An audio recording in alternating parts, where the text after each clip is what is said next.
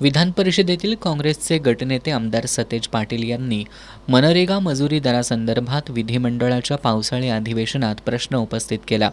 महात्मा गांधी राष्ट्रीय ग्रामीण रोजगार हमी योजनेअंतर्गत सन 2026-27 या आर्थिक वर्षासाठी राज्यातील मजुरी दर 312 रुपये इतकाच स्थिर ठेवण्यात आला असून एप्रिल 2026च्या दुसऱ्या आठवड्यापर्यंत यामध्ये कोणतीही दरवाढ जाहीर केलेली नाही.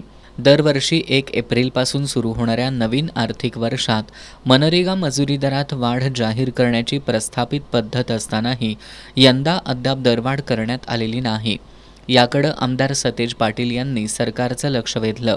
वाढत्या महागाईच्या पार्श्वभूमीवर राज्य शासनानं केंद्र शासनाकडे पाठपुरावा करून तातडीनं मजुरीच्या दरात वाढ करण्याबाबत कोणती कार्यवाही केली, असा सवाल त्यांनी विधान परिषदेत उपस्थित केला.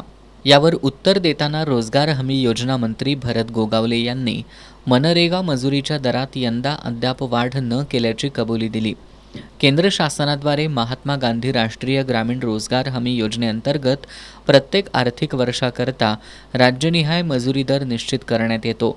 सदर विहित मजुरी दरानुसार राज्यात मजुरांना मजुरी अदा करण्यात येते.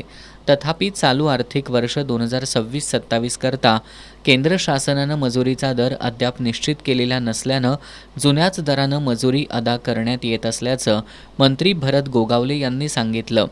तथापि 1 जुलै 2026 पासून विकसित भारत जी रामजी कायदा लागू होत असून या कायद्यात मजुरी दर घोषित करण्याची तरतूद करण्यात आली असल्याचं त्यांनी सांगितलं.